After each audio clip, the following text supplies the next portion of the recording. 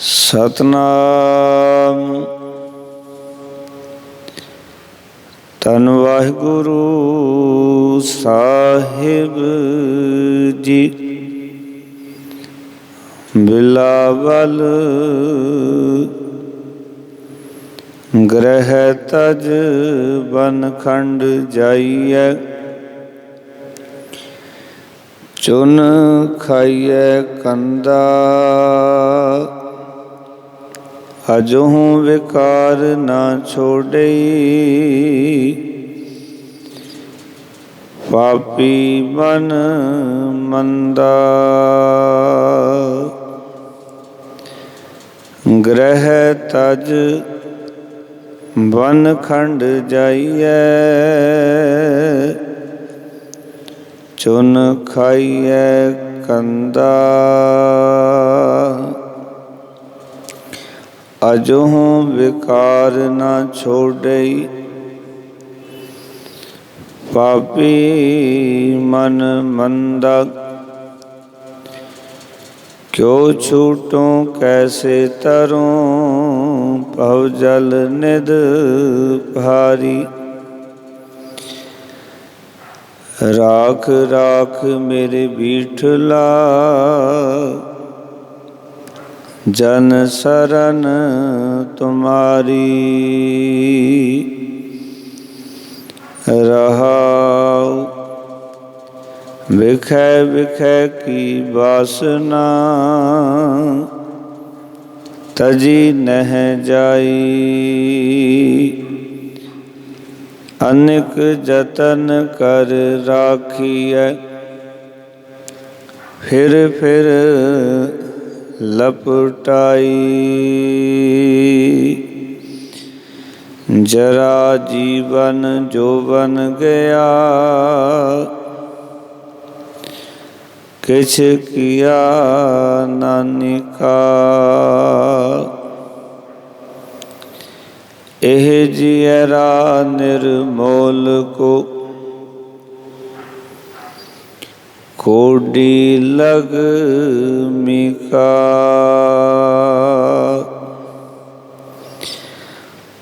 ਕਹੋ ਕਬੀਰ ਮੇਰੇ ਮਾਧਵਾ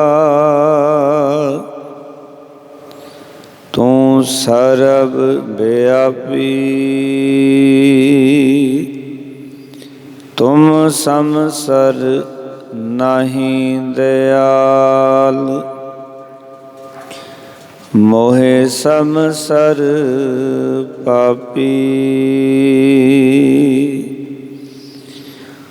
ਕਹੋ ਕਬੀਰ ਮੇਰੇ ਮਾਧਵਾ ਤੂੰ ਸਰਬ ਵਿਆਪੀ।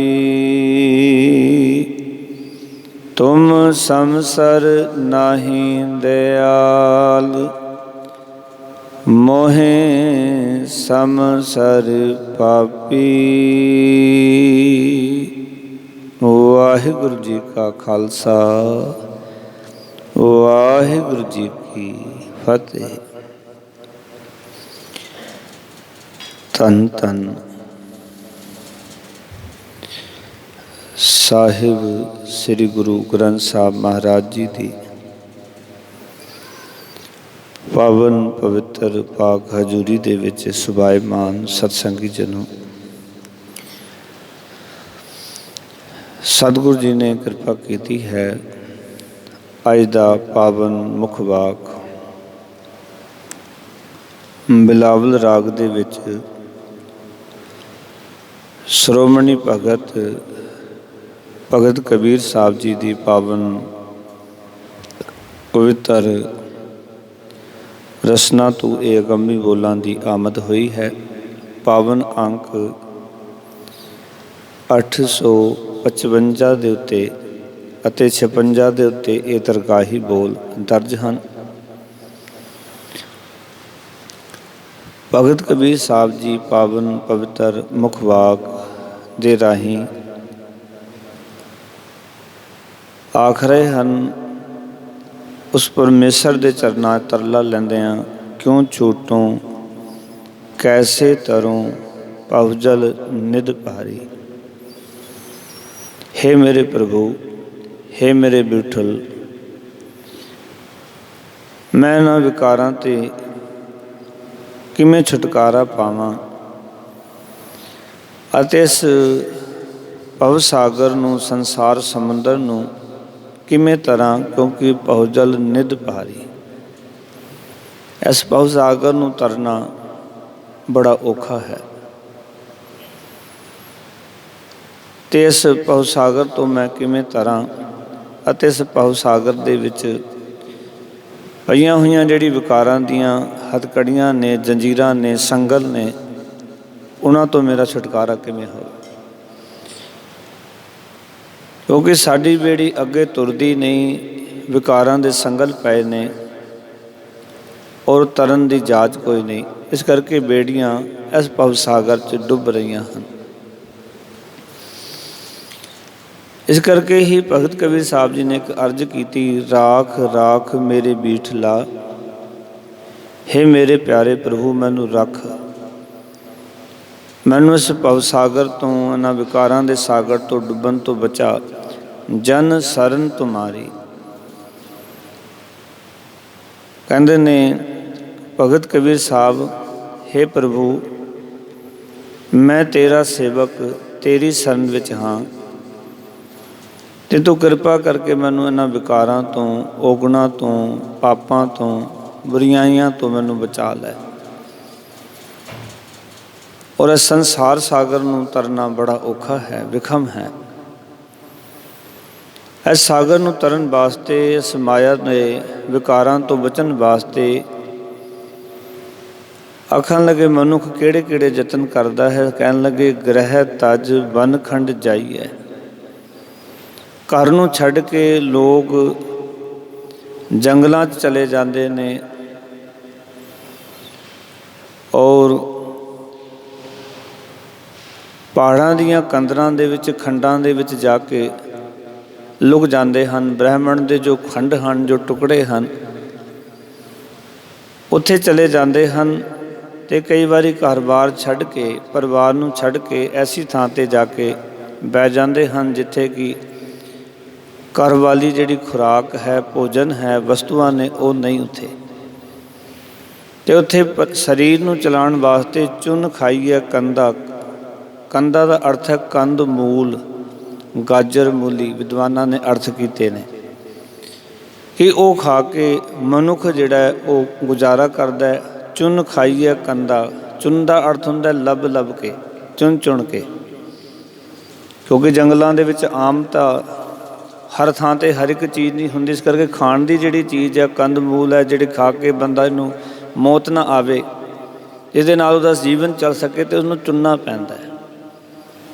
ਕਿਉਂਕਿ ਜੰਗਲ ਦੇ ਅੰਦਰ ਕਈ ਐਸੀ ਬੂਟੀਆਂ ਨੇ ਜਿਹਨੂੰ ਖਾ ਲਈਏ ਤੇ ਮਨੁੱਖ ਦੀ ਮੌਤ ਹੋ ਜਾਂਦੀ ਹੈ। ਇਸ ਕਰਕੇ ਖਾਸ ਤੌਰ ਤੋਂ ਬੂਟੀਆਂ ਚੁਣਨੀਆਂ ਪੈਂਦੀਆਂ ਨੇ, ਕੰਦ ਮੂਲ ਲੱਭਣੇ ਪੈਂਦੇ ਨੇ ਔਰ ਉਹਨੂੰ ਖਾ ਕੇ ਆਪਣੇ ਸਰੀਰ ਨੂੰ ਉਹ ਚਲਾਉਂਦੇ ਨੇ। ਮਰ ਕਹਿੰਦੇ ਇਹ ਵੀ ਕਰਕੇ ਵੇਖ ਲਿਆ, ਪਰ ਹੈਰਾਨੀ ਦੀ ਗੱਲ ਵੀ ਘਰ-ਬਾਰ ਛੱਡ ਕੇ ਜੰਗਲਾਂ ਵਿੱਚ ਜਾਂ ਪਹਾੜਾਂ ਦੀ ਕੰਦਰਾਂ ਦੇ ਵਿੱਚ ਉੱਥੇ ਰਹਿ ਕੇ ਕੰਦ ਮੂਲ ਖਾ ਕੇ ਗੁਜ਼ਾਰਾ ਕਰਕੇ, ਤਾਂ ਵੀ ਕਹਿੰਦੇ ਅਜਹੂ ਵਿਕਾਰ ਨਾ ਛੋਡੇ ਪਾਪੀ ਮਨ ਮੰਦਾ। ਕਹਿੰਦੇ ਨੇ ਇਸ ਮੰਦੇ ਮਨ ਨੇ ਅਜੇ ਵੀ ਵਿਕਾਰ ਨਹੀਂ ਛੱਡੇ, ਅਜੇ ਵੀ ਪਾਪ ਨਾ ਛੱਡੇ। ਇਹ ਪਾਪੀ ਦਾ ਪਾਪੀ ਹੀ ਬਣਿਆ ਰਿਹਾ। ਪਾਓ ਕਿ ਘਰ ਵੀ ਪਾਪੀ ਸੀ, ਪਰਿਵਾਰ 'ਚ ਰਹਿ ਕੇ ਵੀ ਪਾਪੀ ਸੀ, ਤੇ ਹੁਣ ਜੰਗਲਾਂ ਵਿੱਚ ਜਾ ਕੇ ਅਤੇ ਜੋ ਪਹਾੜਾਂ ਦੀਆਂ ਕੰਦਰਾਂ ਨੇ, ਖੰਡ ਨੇ, ਬ੍ਰਹਿਮੰਡ ਦੇ ਜੋ ਟੁਕੜੇ ਨੇ, ਉਹਨਾਂ ਵਿੱਚ ਲੁਕ ਕੇ ਵੀ, ਉੱਥੇ ਜਾ ਕੇ ਵੀ ਅਜੇ ਇਸਨੇ ਵਿਕਾਰ ਨਹੀਂ ਛੱਡੇ। ਮਨੁੱਖ ਨੇ ਘਰ-ਬਾਰ ਤਾਂ ਹੀ ਛੱਡਿਆ ਸੀ, ਨਾ ਰੂਪ ਰੰਗ ਦੇਖਾਂਗਾ, ਨਾ ਇਹ ਪ੍ਰਭਾਵਿਤ ਕਰੇਗਾ, ਨਾ ਮਾਇਆ ਵਿੱਚ ਰਵਾਂਗਾ ਤੇ ਮਾਇਆ ਮੈਨੂੰ ਪ੍ਰਭਾਵਿਤ ਨਹੀਂ ਕਰੇਗੀ। ਕਿਉਂਕਿ ਮਾਇਆ ਮਨੁੱਖ ਨੂੰ ਪ੍ਰਭਾਵਿਤ ਕਰਦੀ ਹੈ, ਰੂਪ ਰੰਗ ਪ੍ਰਭਾਵਿਤ ਕਰਦਾ ਹੈ, ਤਨ ਪ੍ਰਭਾਵਿਤ ਕਰਦਾ ਹੈ। ਪਰ ਸਦੋਂ ਕਹਿੰਦੇ ਨੇ ਅਜੇ ਵੀ ਮਨ ਨੇ ਵਿਕਾਰ ਨਾ ਛੱਡੇ, ਇਹ ਪਾਪੀ ਦਾ ਪਾਪੀ ਹੀ ਬਣਿਆ ਰਿਹਾ। ਫਿਰ ਕਹਿੰਦੇ ਨੇ ਵਿਖੈ ਵਿਖੈ ਕੀ ਵਾਸਨਾ ਤਜੀ ਨਾ ਜਾਈ। ਵਿਖੈ ਵਿਖੈ ਦਾ ਅਰਥ ਹੈ ਇਸ ਮਾਇਆ ਦੇ ਵਿਸ ਦੀ ਜਿਹੜੀ ਵਾਸਨਾ ਹੈ, ਵਿਖ ਕਹਿੰਦੇ ਨੇ ਮਾਇਆ ਨੂੰ। ਆਓ ਕਿ ਮਾਇਆ ਦੀ ਜਿਹੜੀ ਵਿਸ ਹੈ, ਮਾਇਆ ਦੀ ਜਿਹੜੀ ਇਹ ਵਾਸਨਾ ਹੈ, ਇਹ ਛੱਡੀ ਨਹੀਂ ਜਾਂਦੀ। ਵਿਖੈ ਵਿਖੈ ਕੀ ਵਾਸਨਾ ਤਜੀ ਨਹਿ ਜਾਈ। ਮਾਇਆ ਦੀ ਅਲੱਗ ਅਲੱਗ ਵਾਸਨਾ ਕਹਿ ਲਈਏ ਇਸ ਨੂੰ, ਕਿਉਂਕਿ ਮਾਇਆ ਕਈ ਰੂਪਾਂ ਦੇ ਵਿੱਚ ਵਰਤਦੀ ਹੈ ਸਾਡੇ ਨਾਲ। ਵੱਖ ਵੱਖ ਵਾਸਨਾ, ਇੱਕ ਵਾਸਨਾ ਛੱਡਦੀ ਹੈ ਦੂਜੀ ਨਹੀਂ ਜਾਂਦੀ, ਦੂਜੀ ਛੱਡਦੀ ਹੈ ਤੀਜੀ ਨਹੀਂ ਜਾਂਦੀ। ਜਿਵੇਂ ਮਛੰਦਰ ਨਾਥ ਦੇ ਬਾਰੇ ਲਿਖਿਆ ਹੋਇਆ ਗ੍ਰੰਥਾਂ 'ਚ ਕਿ ਇਸ ਨੇ ਪੂਰੀ ਜ਼ਿੰਦਗੀ ਯੋਗ ਧਰਮ ਦਾ ਅਭਿਆਸੀ ਰਿਹਾ ਔਰ ਜੋਗੀ ਬਣ ਕੇ ਜ਼ਿੰਦਗੀ ਗੁਜ਼ਾਰੀ। ਪਰ 75 ਸਾਲ ਦੀ ਉਮਰ ਦੇ ਵਿੱਚ ਆ ਕੇ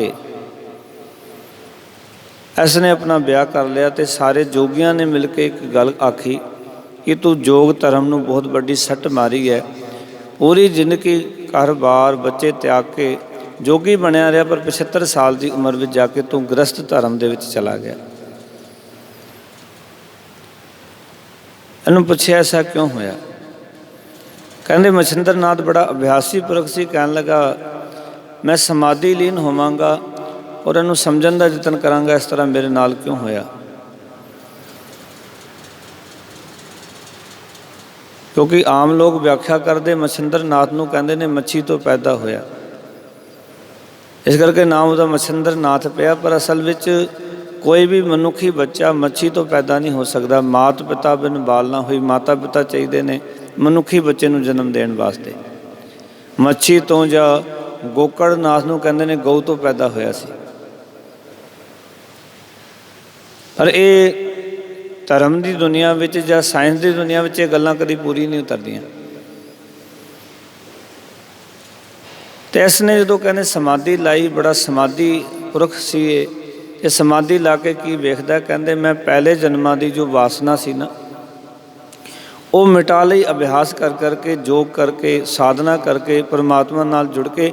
ਪਰ ਮੇਰਾ ਆਖਰਲਾ ਜਿਹੜਾ ਜਨਮ ਸੀ ਉਹ ਮੱਛੀ ਦਾ ਸੀ। ਮੱਛੀ ਚੰਚਲ ਬਹੁਤ ਹੁੰਦੀ ਹੈ। ਕਹਿੰਦੇ ਮੱਛੀ ਨੇ ਜਦੋਂ ਮੇਰੇ ਮਨ ਵਿੱਚ ਚੰਚਲਤਾ ਪਾਈ, ਕਿਉਂਕਿ ਉਹਦੇ ਸੰਸਕਾਰ ਮੇਰੇ ਅੱਗੇ ਆਏ ਤੇ ਉਹਨਾਂ ਨੇ ਮੇਰੇ ਮਨ ਨੂੰ ਚੰਚਲ ਕਰ ਲਿਆ। ਉਹ ਚੰਚਲ ਮਨ ਨੇ ਮੈਨੂੰ ਪ੍ਰੇਰਿਤ ਕੀਤਾ ਔਰ ਮੈਂ 75 ਸਾਲ ਦੀ ਉਮਰ ਵਿੱਚ ਜਾ ਕੇ ਵਿਆਹ ਕਰਾ ਲਿਆ। ਇਸ ਨੂੰ ਕਹਿ ਰਹੇ ਨੇ ਕਬੀਰ ਸਾਹਿਬ, ਵਿਖੈ ਵਿਖੈ ਕੀ ਵਾਸਨਾ ਤਜੀ ਨਾ ਜਾਈ। ਇਹ ਬੜੀ ਛੱਡਣੀ ਔਖੀ। ਜੇ ਕੋਈ ਨਾ ਕੋਈ ਵਾਸਨਾ ਬੰਦੇ ਦੇ ਅੱਗੇ ਆ ਜਾਂਦੀ ਹੈ, ਕੋਈ ਨਾ ਕੋਈ ਬਿਰਤੀ ਮਨੁੱਖ ਦੇ ਅੱਗੇ ਆ ਜਾਂਦੀ ਹੈ, ਫਿਰ ਕਹਿ ਰਹੇ ਨੇ ਅਨੇਕ ਯਤਨ ਕਰ ਰਾਖੀਐ। ਇਸ ਮਨ ਨੂੰ, ਇਸ ਵਾਸਨਾ ਤੋਂ ਬਚਾਉਣ ਵਾਸਤੇ ਅਨੇਕਾਂ ਯਤਨ ਕਰੀਦੇ ਨੇ। ਭਗਤ ਕਬੀਰ ਸਾਹਿਬ ਆਖਦੇ ਨੇ ਵੀ ਇਹ ਮਨ ਵਿਕਾਰਾਂ ਵਿੱਚ ਨਾ ਜਾਵੇ, ਪਾਪਾਂ ਵਾਲੇ ਪਾਸੇ ਨਾ ਜਾਵੇ, ਮਾਇਆ ਦੀ ਵਿਖ ਵਾਲੇ ਪਾਸੇ ਨਾ ਜਾਵੇ। ਅਨੇਕ ਯਤਨ ਕਰ ਰਾਖੀਏ। ਅਨੇਕਾਂ ਯਤਨ ਕਰਕੇ ਇਸ ਮਨ ਨੂੰ ਟਿਕਾਉਣ ਦਾ ਯਤਨ ਕਰੀਦਾ, ਰੱਖਣ ਦਾ। ਪਰ ਫਿਰ ਲਪਟਾਈ, ਪਰ ਇਹ ਮਨ ਫਿਰ ਬਾਰ ਮੁੜ ਫਿਰ ਮਾਇਆ ਵਿੱਚ ਜਾ ਕੇ ਖਚਿਤ ਹੋ ਜਾਂਦਾ। ਫਿਰ ਮਾਇਆ ਦੇ ਵਿੱਚ ਜਾ ਕੇ ਜਿਵੇਂ ਮੱਖੀ ਗੁੜ 'ਤੇ ਆ ਕੇ ਬਹਿੰਦੀ ਹੈ ਨਾ, ਭਾਵੇਂ ਮਰ ਜਾਏ, ਇਸ ਤਰ੍ਹਾਂ ਮਨੁੱਖੀ ਮਨ ਹੈ ਜਿਹੜਾ ਬਾਰ ਗੰਧ ਮਨ 'ਤੇ ਜਾ ਕੇ ਬਹਿੰਦਾ ਹੈ। ਸਤਿਗੁਰ ਕਹਿੰਦੇ ਨੇ ਇਹ ਮਨੁੱਖੀ ਮਨ ਹੈ ਕਿ ਇਹ ਵਿਕਾਰਾਂ 'ਤੇ ਜਾ ਕੇ ਬਹਿੰਦਾ ਹੈ। ਅਨੇਕਾਂ ਯਤਨ ਕਰਕੇ ਰੱਖਣ ਦਾ ਯਤਨ ਕਰੀਦਾ ਹੈ। ਪਰ ਸਤਿਗੁਰ ਜੀ ਕਹਿ ਰਹੇ ਨੇ ਫਿਰ ਵੀ ਮਨ ਕਹਿੰਦੇ ਨੇ ਉਸ ਮਾਇਆ ਦੇ ਵਿੱਚ ਹੀ ਗਲਤਾਨ ਰਹਿੰਦਾ, ਲਿਪਟਿਆ ਰਹਿੰਦਾ। ਅਗਲੇ ਵਚਨ ਕੀਤੇ ਜਰਾ ਜੋਬਨ ਜੀਵਨ ਗਿਆ। ਜ਼ਰਾ ਦਾ ਅਰਥ ਹੁੰਦਾ ਬੁਢੇਪਾ।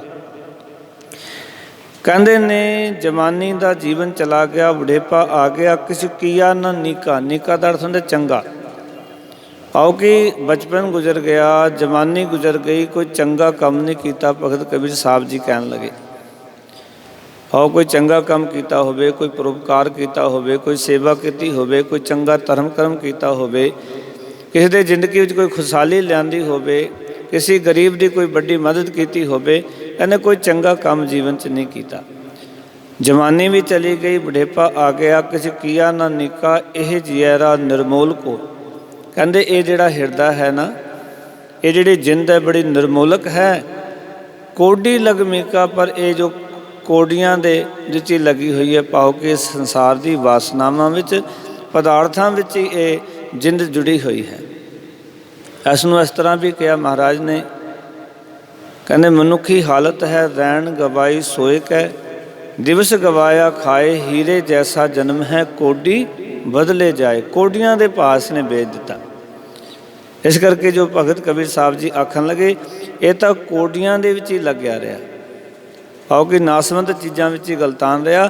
ਇਹ ਜੀਅਰਾ ਹੈ ਸੀ ਬੜਾ ਨਿਰਮੋਲ ਕੋ, ਬੜਾ ਕੀਮਤੀ ਸੀ, ਪਰ ਕਹਿੰਦੇ ਨੇ ਇਸ ਨੇ ਕੀਮਤ ਕੋਈ ਨਹੀਂ ਜਾਣੀ। ਇਹ ਤਾਂ ਕੋਡੀਆਂ ਵਿੱਚ ਹੀ ਲੱਗਿਆ ਰਿਹਾ, ਭਾਵ ਮਾਇਆ ਦੇ ਵਿੱਚ ਹੀ ਗਲਤਾਨ ਰਿਹਾ। ਕਹਿਣ ਲੱਗੇ ਕਹੋ ਕਬੀਰ ਮੇਰੇ ਮਾਧਵਾ। ਕਹੋ ਦਾ ਅਰਥ ਹੈ ਆਖੋ। ਕਬੀਰ ਆਖਦਾ ਹੈ ਹੇ ਮੇਰੇ ਮਾਧਵਾ। ਮਾਧਵਾ ਦਾ ਅਰਥ ਹੈ ਮਾਇਆ ਦੇ ਪਤੀ ਪਰਮੇਸ਼ਰ, ਤੂੰ ਸਰਵ ਵਿਆਪੀ, ਤੂੰ ਸਾਰੀਆਂ ਥਾਵਾਂ 'ਤੇ ਵਿਆਪਕ ਹੈ, ਹਰ ਇੱਕ ਥਾਂ 'ਤੇ ਮੌਜੂਦ ਹੈ। ਤੇ ਆਖਣ ਲੱਗੇ ਸਾਹਿਬ ਜੀ ਤੁਮ ਸੰਸਰ ਨਾਹੀ ਦਿਆਲ।